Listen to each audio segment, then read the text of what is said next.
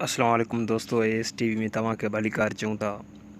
जीअं त दोस्तों हर भेरे मां तव्हां जे लाइ हिकु नओं वीडियो, हिकु नई न्यूज़ खणी ईंदो आहियां ऐं तव्हांजी महिरबानी सां मुंहिंजा सुठा वीडियोज़ बि हली रहिया आहिनि। सो इन जे करे मुंहिंजे चैनल खे सब्सक्राइब कंदा ऐं बेल आइकन खणंदा। अगरि को बि तव्हां खे पंहिंजी मर्ज़ी जो वीडियो या का अहिड़ी काई शिकायत वग़ैरह हुजे त कमेंट करे सघो था तव्हां, जीअं अॻिते तव्हांजी मर्ज़ी जो हिकु वीडियो ठाहे सघूं।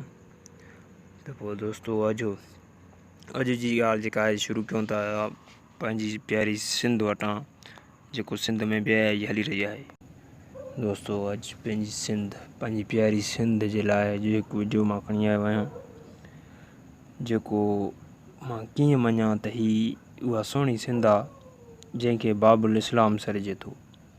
इस्लाम त औरत खे पर्दो ॾेई बाइज़त बणायो आहे, पर ही बेहयाई फैलाईंदड़ चैनलनि खे केरु चवे।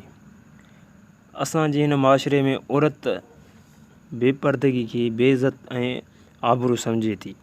नतीजन उहा औरत कंहिं वेशी जे हथारों जॾहिं ज़्यादती जो निशानो बणिजे थी त पोइ असांजा सिंधी भाइर वॾा मज़म्मत जा बयान ऐं एहतिजाज पिणु रिकॉर्ड कराईंदा आहिनि।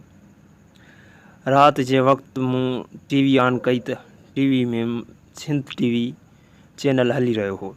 हिकु नंढड़े वक़्फ़े खां पोइ जॾहिं लाइफ स्टाइल सीज़न 2 प्रोग्राम हलियो त उहो प्रोग्राम ॾिसंदे मूं अफ़सोस कंदे चयो त ही प्रोग्राम घर में हलाइण जे लाइक़ु न आहिनि। जंहिं प्रोग्राम जूं कुझु तस्वीरूं मूं पिणु पाण वटि महफ़ूज़ कयूं आहिनि, जेके अव्हां सां पिणु शेयर करे रहियो आहियां। प्रोग्राम जीअं शुरू थियो त सोढ़नि कपिड़नि सां सिंध जी हिकु नारी झूमिर हणी रही हुई ऐं प्रोग्राम वेठल मर्द बि उन्हीअ सां गॾु झूमिर ते शुरू थी विया। वॾे अफ़सोस जी ॻाल्हि आहे, सभिनी ग़ैरतमंद ॾिसंदड़नि खे अर्ज़ु आहे त पोस्ट खे वधि खां वधि शेयर कयो ऐं मुंहिंजे चैनल खे सब्सक्राइब कयो ऐं खदारा अहिड़नि चैनलनि जे ख़िलाफ़ु आवाज़ उथारियो जे असांजे घर में ही अॼु प्रोग्राम हलण जहिड़ा न आहिनि। सो खदारा अहिड़नि चैनलनि ख़िलाफ़ु, अहिड़ी बेहयाई ख़िलाफ़ु आवाज़ उथारियो, असां सां गॾु थियो, हिकु आवाज़ थियो, जीअं अहिड़नि बेहूदा प्रोग्रामनि खां असांखे निजात मिले। असां पंहिंजे घरनि में न्याणियुनि सियाणियुनि सां, पंहिंजी अबे अम्मा सां वेही अहिड़ा प्रोग्राम नथा ॾिसी सघूं। असांजी इहा सिंध जी सक़ाफ़त न आहे जो असांजी सिंध जूं न्याणियूं सरयाम टीवी चैनलनि ते सोढ़ा कपिड़ा पाए नचनि।